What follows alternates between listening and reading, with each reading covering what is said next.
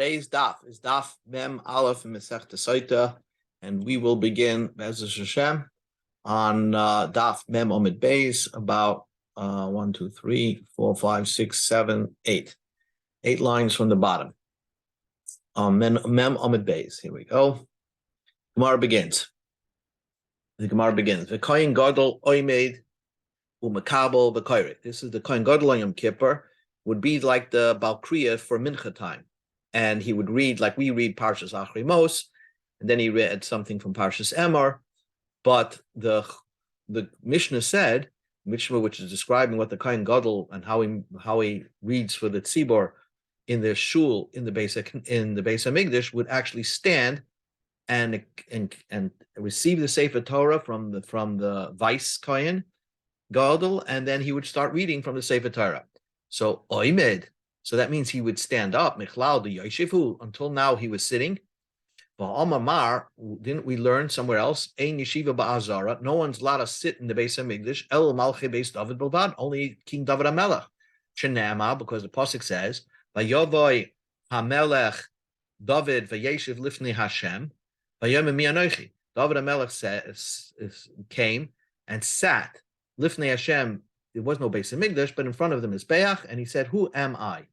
So the fact that it's Melech David was given permission to sit, to show that he's the complete king, and God's behind him, but nobody else is allowed to sit in the Beis Hamikdash. So what the Gemara's understanding is like this. Here's the picture of the Beis Hamikdash, that the Kohen Gadol actually was sitting somewhere around, let's say right out of the Heichal, in front of the Mizbeach, and there at that location they had a minyan there, and he was reading from the Sefer Torah. The question is, he was sitting there, and then he stood up to receive the Sefer Torah. He's not allowed to even sit in this area, right outside the Ezra Yisrael, Ezra Kahanim. That area he's not allowed to sit. Only David HaMelech is allowed to sit there. What the Gemara is going to answer is no. He was in the Ezra Nashim right over here, which is just outside the Shar Nikra. In this area over here was like the shul.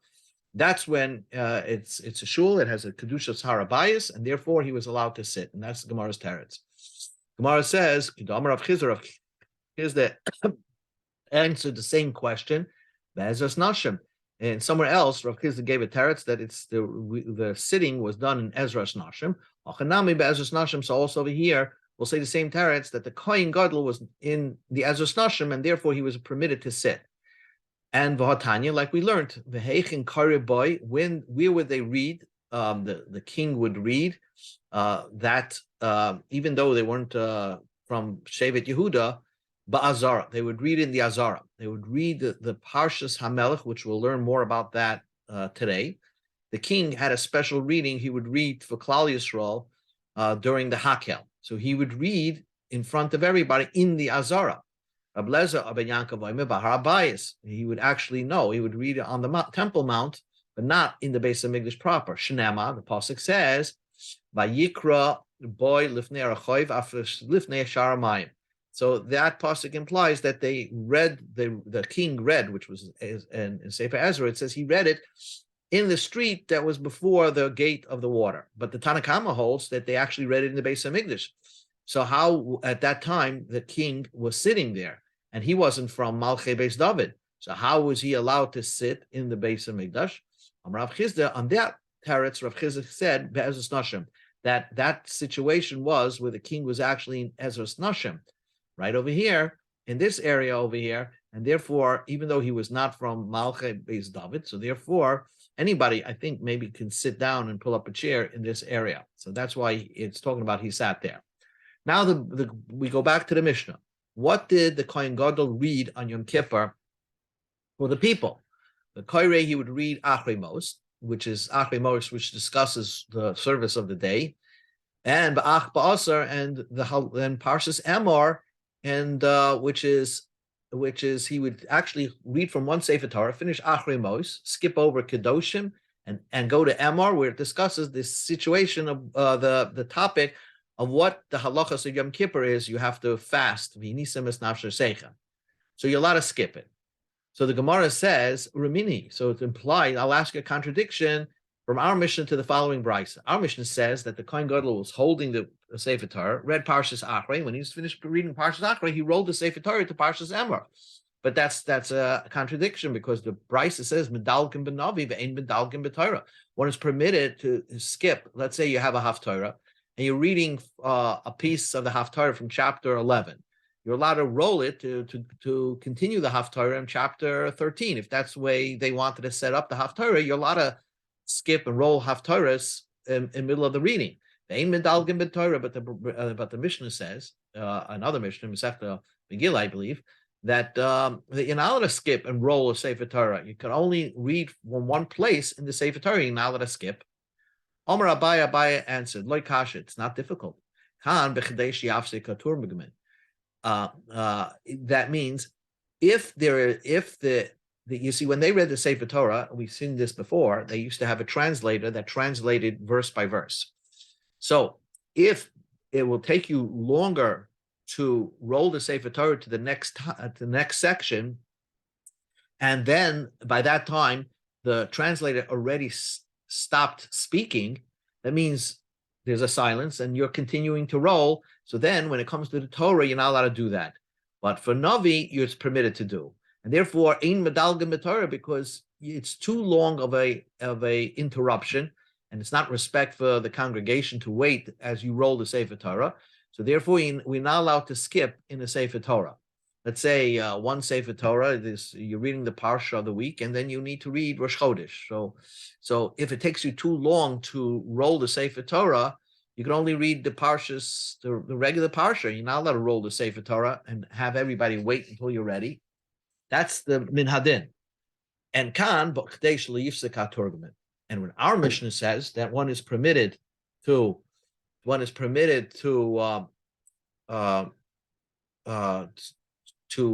skip, is because when you skip from Parshas Achrei Mos to Emor, the translator is continuing the conversation. So therefore, it's not an interruption, not a long interruption. By the time the translator is finished, you're up to where Parshas Emor, and therefore the Kohen Gadol can continue. That's why our Mishnah says that although it's one Sefer Torah, after he finished reading Parshas Achrei Mos, the Kohen Gadol could turn to Parshas Emor. So the Gemara asks a question. Well, Alokatani, but on this Mishnah it says medalgim. Medalgim b'Navi ve'ein medalgim b'Torah. You're allowed to skip Navi, and you're not allowed to skip Torah. And the Brisa explains ad kama medalgim, and how long could you skip even in Navi? Ad kadesh lifsek haturgman. So the defining line, even for skipping Navi, because they would translate Navi as well, is that you can't skip around the Navi if by the time you finish skipping, by the time you're trying to skip, the translator had already stopped talking. So therefore, everybody's waiting till you skip. So even by Navi, you can't do that. Michlal, so we can derive from that, the B'Torah, when it comes to Torah, klal loy, you can never skip in the Torah. It doesn't matter. There's no skipping in the Torah allowed. And Navi, we permitted it as long as by the time you finish rolling, the translator is still almost did not stop talking. But even in Navi, if the translator stopped talking, you're skipping to a further chapter, and even in Navi, you're not allowed to do that. So Torah, you're never allowed to skip. So how does our Mishnah say that you're allowed to skip? And that's what the Kohen Gadol did. Abaye explained, Loi kasha, it's not difficult. Kan be'inyan echad. If you're going for one topic, then in the Torah you're allowed to skip. Of course, there cannot be an interruption. The translator still has to be translating, and you can go from the topic of Achrei Mos to the Parshas Emor, which both are dealing with the inyan of Yom Kippur. When does that Mishnah or Brisa say that you cannot even skip in Torah? Kan b'shnei inyonim. When you're going from one topic to another topic, even though it's right near each other, you're not going to skip around in Torah with one Sefer Torah to go from one topic and then, go to another topic, non-related. For example, the Parshas Shavua, let's say it's Parshas Nosei to a Parshas Rosh Chodesh, which is nothing to do with each other in one Sefer Torah. V'hatanya, and that's what we learned. This is like a Hatanya on Binichusa. You say it's a proof. The Brisa says you're allowed to skip in Torah if it's one topic. And And with Navi, you're allowed to skip even if it's two topics. And the difference between Torah and Navi is the reason Torah you can't skip, you can only skip if it's one topic, because we need your full concentration here. And if it's one topic, okay, you'll keep the concentration because the topic remained the same. But if it's two topics, even though it's one near each other, but it's like A, D, and D. It's like you're gonna get confused. You're not gonna get each topic clearly, and you'll walk away with a big mistake. And Torah, you have to, when they would read the Torah, it was actually learning it as they were reading it. So it's important to stay on one topic, not to jump from topic to topic. So therefore, if it's two inyanim, if it's two topics, then you can't skip in the Torah. The kan, and even when we allowed you to skip by Torah with one topic and by Navi by two topics, make sure you don't keep the people waiting. You could only skip as long as the translator did not stop speaking. But if it's such a big distance between where you want to skip to from the place that you end off to another place, and by the time you roll there, the translator will have already stopped speaking and everybody's just waiting to your roll. You can't do that even by the Torah or by anything. The aim medalgim and navi lenavi, and one's not allowed to skip. Even if we allowed you to skip from navi to navi for two topics, you can't go from one book to another. Let's say from Sefer Yeshaya to Sefer Yirmiyah. You can't do that. Uva navi sheshnei masa, but the prophet of Shnei Masa, the 12 books, since it's in one scroll, medalgin you could skip from one to another because they were very small books, all in one scroll. You're not allowed to go from the end of the book to the beginning, end of the Trei Asa to the beginning of the Trei Asa, even though it's one book. So that was the halachas of that. Now let me just give an example of the perfect example of even Torah. If one topic, if it's a big delay, you can't do that. The Kohen Gadol, the Mishnah says, read Parshas Achrei Mos. Then he read Parshas Emor. Then he was supposed to read outside from Parshas Pinchas. From Emor to Pinchas is a big gap, so he wasn't allowed to roll the Sefer Torah there. And so he actually read in Parshas Pinchas, which describes the musaf that had to be brought on Yom Kippur. So he would read actually Ba'al Peh.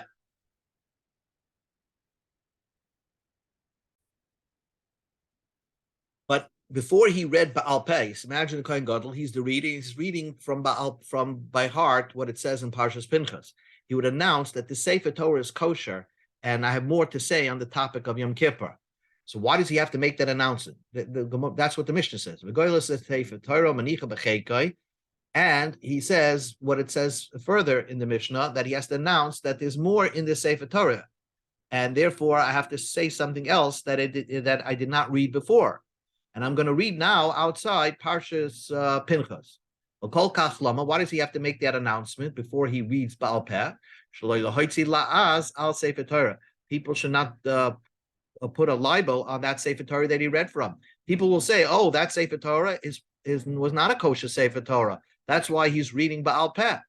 For this reason, the Kohen Gadol had to make the announcement before he read Ba'al Peh that it's a kosher Sefer Torah, but I just don't want you to have to wait while I'm rolling the Sefer Torah.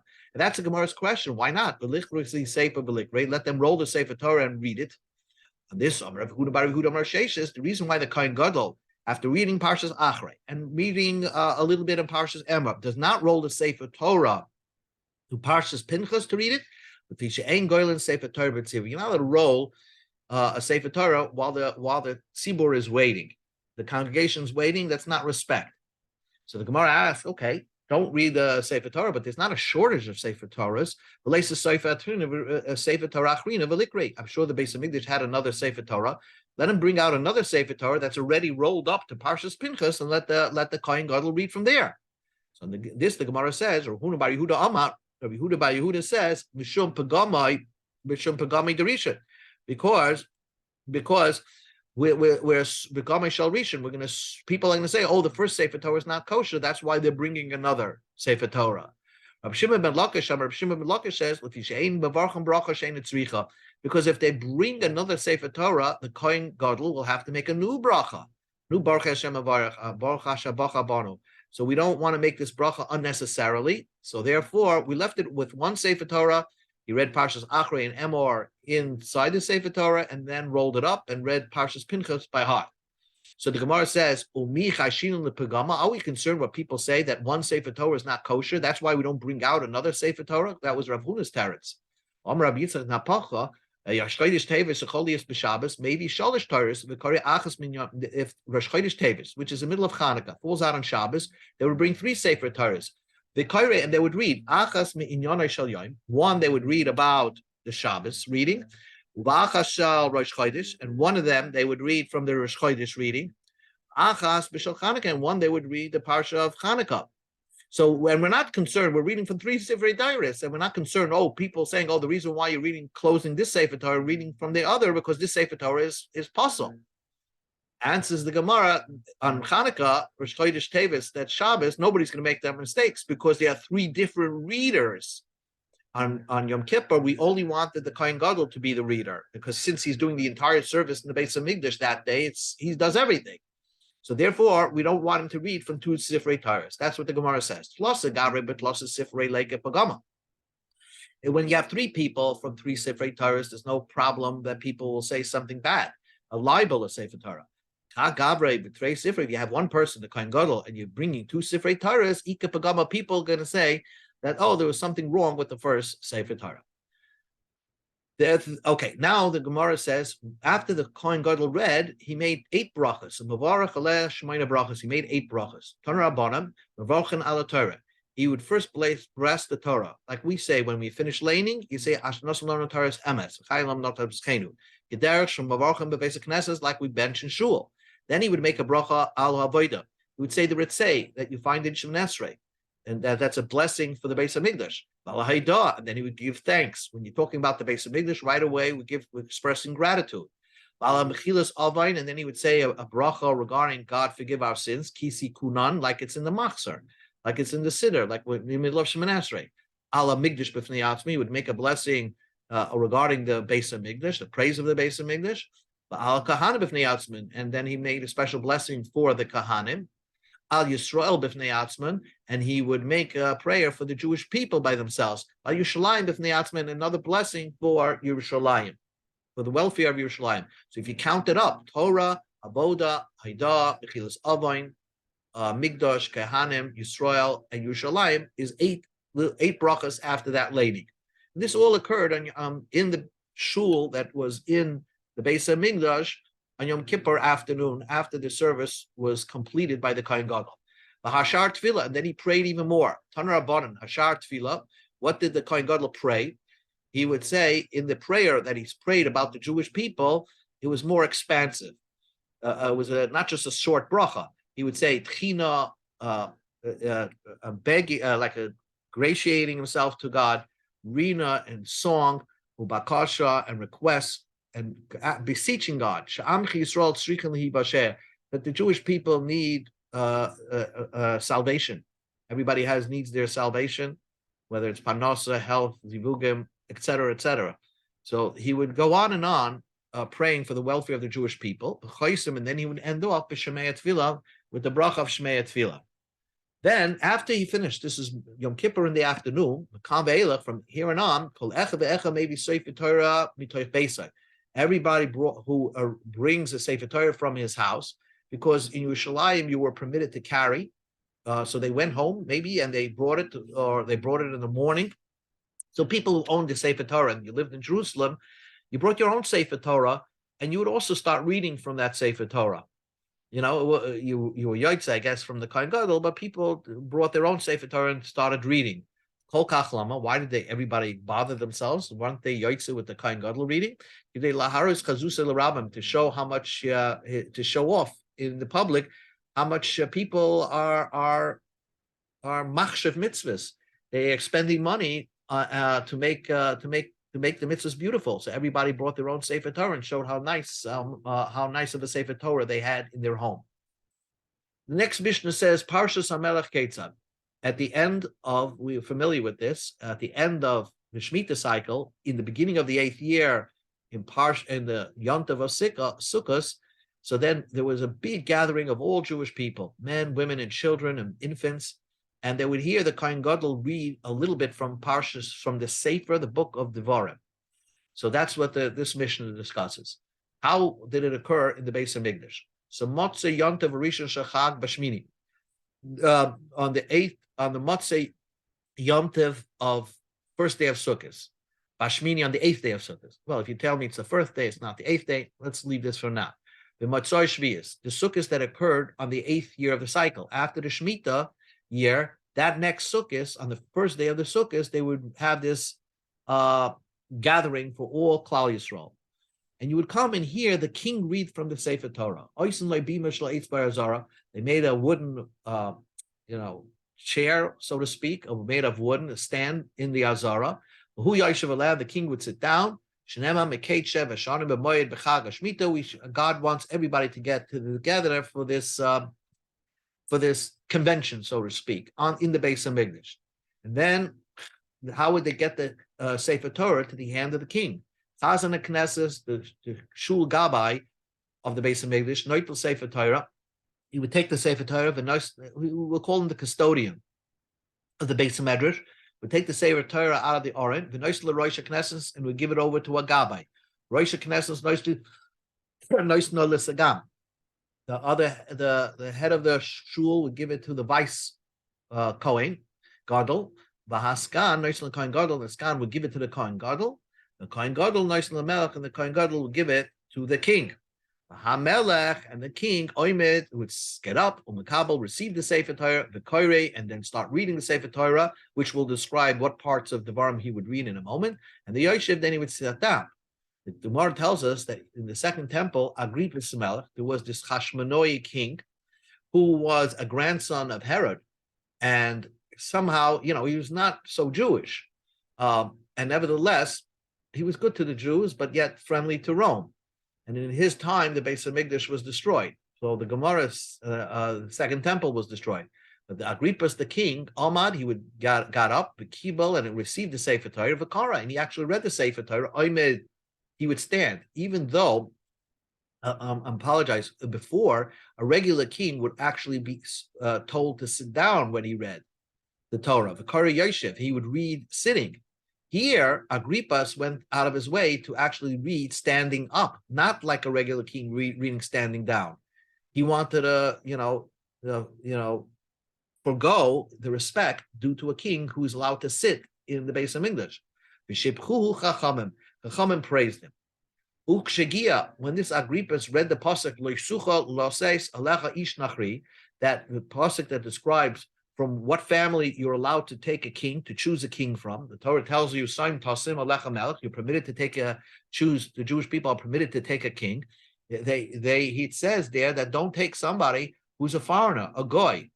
Zolgu Elef Demois. So he welled up with tears because he knew that although his mother was a Jew, his father was a goy. And that's how you got Agrippa. So he started to well up with tears. Amru Loi. So they said to him, Al tisyare Agrippas, don't be afraid, Agrippas. Achinu ata, you're our brother. Achinu ata, you're our brother. This was like, they wanted to show that they still enjoy him to be the king because he was probably very good to the Orthodox Jewish people, the Perushim at that time. It's like this sort of, we try to say nice things about those in power that we receive benefit from. So that's what they said, but I'm not sure if this was the right thing. We'll see if this was the right thing to do, because at the end of the day, he called himself a king over the Jewish people, but strictly in the letter of the law, we have to choose somebody from a family who's Jewish from both sides to be the king, not somebody whose father was a goy and whose mother's Jewish. So we'll see what the Gemara has to say about what Chazal happy that those that lived in the time of the temple were sort of like flattering Agrippas. Anyway, what does the king read? Mitchilas Eila Advarim, he reads from the beginning of Eila Advarim, Atshma, till Parshas V'Eschanan. Ushma V'Hoyim Shmaya, then he skips from Eschanan to V'Hoyim Shmaya, which is Parshas Ekev, Asa to Asa in Re'eh, and then Kischala Laser, he goes back to Kisavai. Uparshas Melech, and then he goes back to Shoftim, which is talks about the king. So he mentioned the Parshas of Maasros, and then he goes back to speaking about the installation of a king, and then Brachos Uklolos, the blessing and the covenant, the curses of Parshas Kisavai, the covenant of us living in Eretz Yisrael, until he finishes the whole parsha of Parshas Kisavai. So that was it. So he didn't read like we do a Mishnah Torah on a Shana Rabbah night. We read Mishnah Torah. We read from the beginning of Devarim till Parshas Zayis Bracha. He selected select portions of Sefer Devarim and read that publicly. Brachas shekohen gadol b'varchas. The same brachas that we mentioned, the Kohen Gadol, when he finishes laning, the 8 brachas, HaMelech b'varchas. The Melech said those same brachas, the king. Instead of making the bracha about the forgiveness of sin, he would talk about the bracha of Mekadesh Yisrael V'Azmanim, of Atav V'Chartanu, that had to do with the Yantiv, a bracha special about the Yantiv, because actually this reading took place on Yantiv, not on Yom Kippur, but it's the same idea. You would say 8 brachas. So now the Gemara asks, Shmini Sal Kadaitich, did they actually read on the 8th day of?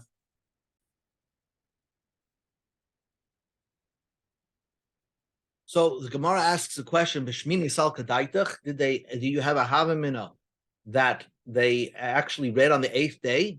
They didn't read it. It says they read it on the 1st day of Sukkot, not the 8th day of Sukkot. So the Gemara says, "Ema b'shminis," on the 8th year of the. You make it into a Shemitah of the 8th year of the Shemitah cycle. That's when they read the with the king.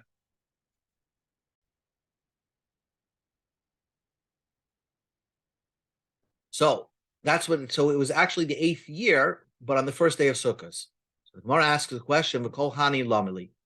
When the Torah describes when this Sukkot event took place, the Torah tells us Miketz Sheva Shanim B'Moyed Shas Shmita. That's what the Torah says.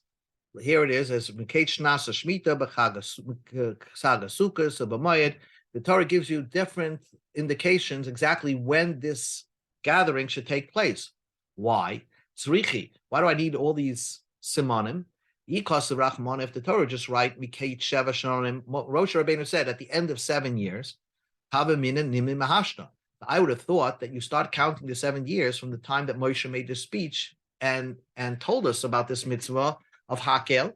So I would think that it happens right 7 years, but it didn't start until after they started counting the Shemitah cycle, which was 14 years after they got into Eretz Yisrael, when Yeshua captured the land and divided it up. So they didn't start this mitzvah of Hakel too much later. I would thought that even though you don't dealing with Shemitah, you count it for now. The Torah tells you start counting it these 7 years when you're starting to count Shemitah years after you get into Eretz Yisrael. Because of Rahman Shemitah, if Moshe Rabbeinu would have said, okay, at the end of Shemitah, I want you to have this gathering, Havamina, I would have think, B'soif Shemitah, at the end of, right before the last day of Shemitah, let's say the last week of Elul, that's when you should have the gathering. The Torah says I want it to happen on a holiday. So if the Torah says I want it to happen on a holiday, Havaminim Reshat, I would think the holiday that this gathering should take place would be on Rosh Hashanah. The Torah says B'chag Sukkos on the Sukkos holiday. But that's still not enough. Because Rahman of Chag Sukkos, the Torah just told you Chag Sukkos Havamina Afilu Yontiv Achron. Even on the last day of Yontiv, you should make this gathering. Also, Rachmana, Bevoy Kol Yisrael, Maschalta Demoyed, that we go to Amud Beis, that we want this gathering to take place from the beginning of Yontiv. Now, Tosfos says they can. So, if it's beginning of Yontiv, so why don't we make the gathering take place on the 1st day of Sukkot? Why do we make it on the 1st day of Chalamoid Sukkot? So, Rashi says because they had to set up a stage for the king, and therefore you can't set that up on Shabbos, so they have to wait to do it on Chol Hamoed, and you can't do it before Yontiv or Shabbos or Yontiv because that would just crowd up the Azara. So we the selection was we can do it matzah the first day of Sukkot right after Mariv. Probably that's when the gathering got together. We see the procession was that they took the Sefer Torah out of the bima, out of the Aron, passed it to the custodian passed it to the Gabbai passed it to the vice Kohen Gadol, and to the Kohen Gadol finally gets to the Melech. Now, perhaps this is an idea that although you have a king, it's nice to show respect for his underlings. And therefore, that would give you an idea that if you have a big rabbi and you have a student, in front of the big rabbi, you can give respect to the student. Shamet minei, from here you can deduce, cholkin kavod l'talmud bin kaimarav. If the rabbi is there, you can give your respects to the student, and there's nothing, and that's not insulting the rab. So, because it's a machlekes in the Gemara whether you should or should not do that. Amar Abaya said, no, kula mishum kvoid de melech. This is not over here, it's different because there's no insult to the king when you pass it to other people and then it finally gets to the king, because that's all in honor of the king. You're doing it to show to everyone that the king has so many people underneath him and he's the last one to hold the Sefer Torah. But it's very likely if you just have a rabbi and a student and you're not showing respect to the rabbi, then in front of the rabbi, you should not be showing respect to the student because that's almost insulting the rabbi. The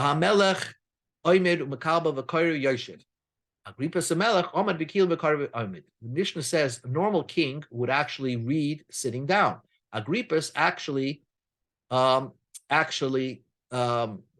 read standing up. But the king got up to get the Sefer Torah and then sat down to read the Sefer Torah.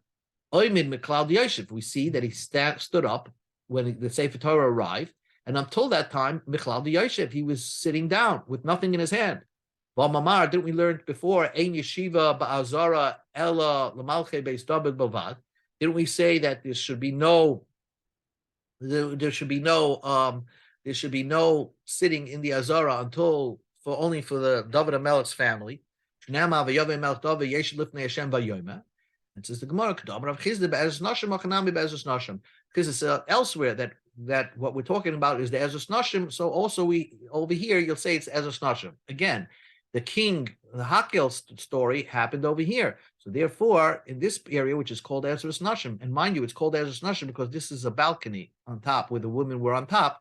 So that's why it was called Ezras Nashim. In that area, which has dinim apar chabayis, one is permitted to sit.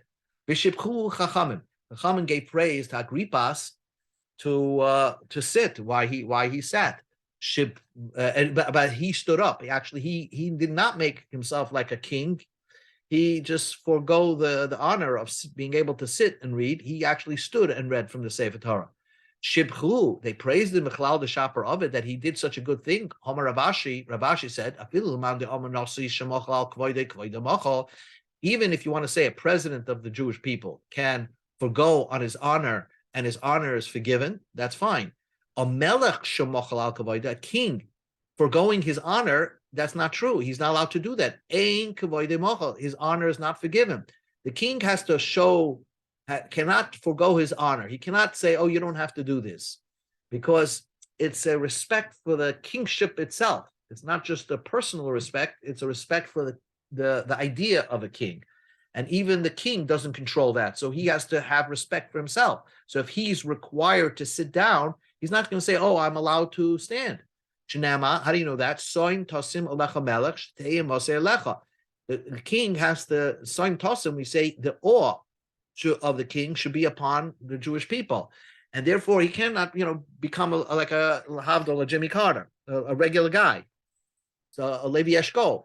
He's a king, so he can't forego his honor. And therefore the question was, how could Agrippas HaMelech stand when he was required to sit? And says the Gemara, mitzvah shani. Here, Agrippas was standing to read from the Sefer Torah. So from reading from the Sefer Torah, then he's permitted to forego his honor. If it's just protocol, nothing related to a mitzvah, then the king cannot forego his honor. Then the Gemara says, the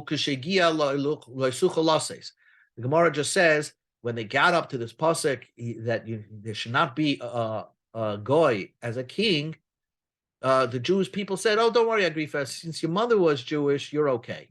But that Tano Mishmei Rab Nosem, we learned in the name of Rab Nosem, Ba'isha Sha'on is Chayv Yisrael Yisrael Koloya. Everybody, all the goyim, all the Jewish people, so to speak, the enemies of the Jewish people, which means the Jewish people, were liable to be destroyed. Why? Shechanifu loyla Agrippas. They flattered Agrippas. They gave him insincere praise because they didn't really mean it, because he wasn't worthy to be the king, because he's not supposed to be the king, because he comes from his father was a goy. Amma Rab Shimon, and that now the Gemara just goes off on the topic of of discussion of flattering Rishoyim, flattering rich people. It's even a lav, could be a lav from the Torah. You're not allowed to flatter people, because the Torah says loy sachnifu. You have to be sincere in your praises, or just keep silent. Amar Rab Shimon ben Chalafta, the yoim shegave egroifer shalchanipa.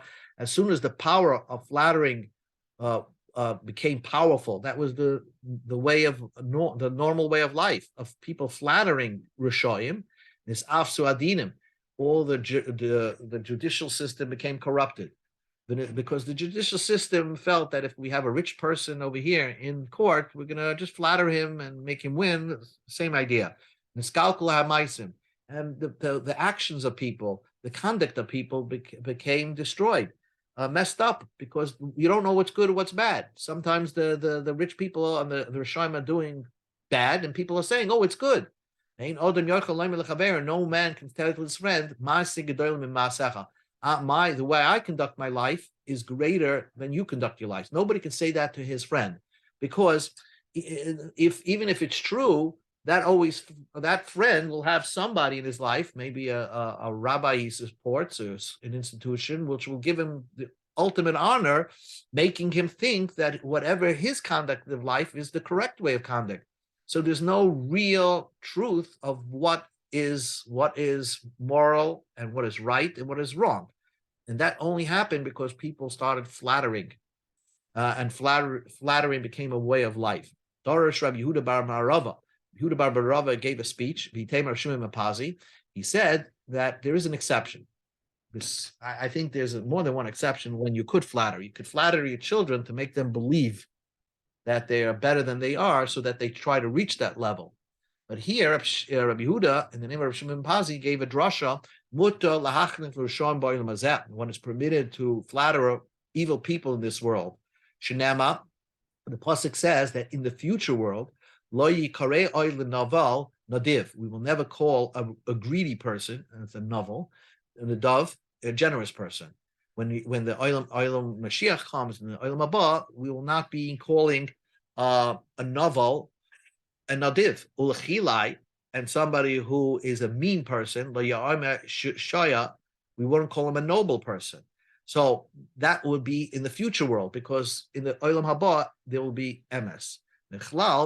From here you can derive the Olam Hazeh Shari. And now in this world, it is permitted to do a little flattery. Again, because if you're not flattering the Rishoyim, it could lead to problems, especially if the Rishoyim have power over us. So therefore, unfortunately, this is the way it is, and maybe that's why everybody says nice things about Mr. Trump. Rab Shimon ben Lakish says, "Bahacha." The pasuk says, "Kirois pnei Elohim batir tzeni." Yaakov said to Esav, that's his brother.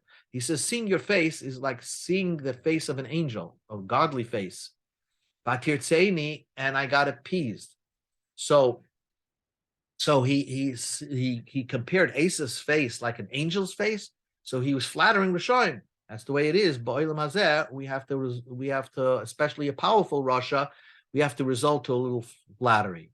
So the way Rab Shimon ben Lakish understood what Yaakov was doing was flattering Esav. Pliga de Rab Levi, but Rab Shimon ben Lakish is arguing Rab Levi. The Amar Rab Levi says that Yaakov's intention was seeing your face is like seeing the face of an angel. He was trying to name drop to Esav, telling Esav, "Hey, I have people who are friends in high places.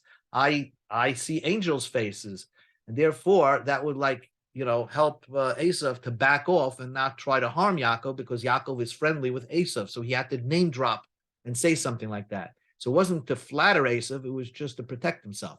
Marshal Yaakov Esav Lamar David. I'll tell you what a good example of the story of Yaakov and Esav. What's that compared to? The Adam Shazimnas Chavera. Man invited his friend, the Hikr boy, and the friend that got invited, the invitee, recognized Shemabakash Lahargat, that the inviter wants to kill him. It's his private house and he wants to kill him. Amalai. So the invitee, the guest, says, Tam tasel shani. This food that I'm tasting is it's like the food that I ate in the house of the king. So what he name dropped over there, that I go visit places of government and places of law enforcement. So Omar, so the inviter said, Malka, my guest knows the king. Mistapi, he got scared. Veloy didn't kill him. So by name dropping that Yaakov to Esav, that Yaakov sees Malachim, Esav refrained from killing Yaakov. One more piece, and then we'll end this. Omar Ablazer says, Kol Odom Sheyesh Boy Chanifa. Any person who has this characteristic of flattering people and being insincere in your praise with people, maybe afla oilam. You're bringing anger to the world. God hates when there's insincerity in conversation and the way people act with each other. Shinama v'chamfin leiv, those who are flattering in their heart, yisima af, place anger in the world. And not only that, a flatterer, his prayer is not heard. If you flatter people, your prayer is not heard, because prayer has to be sincere. And if you're constantly a person of a person who's insincere, so God doesn't even believe your prayer, even when it is sincere. Shenama lo yeshabu ki asaram. They will not be helped because their prayer are like in jail. They don't go up to heaven, because again, that pasuk is the end of that pasuk, which discusses the inyan of flattery. We're going to continue on this topic of the negative effects of flattery tomorrow, B'ez Hashem.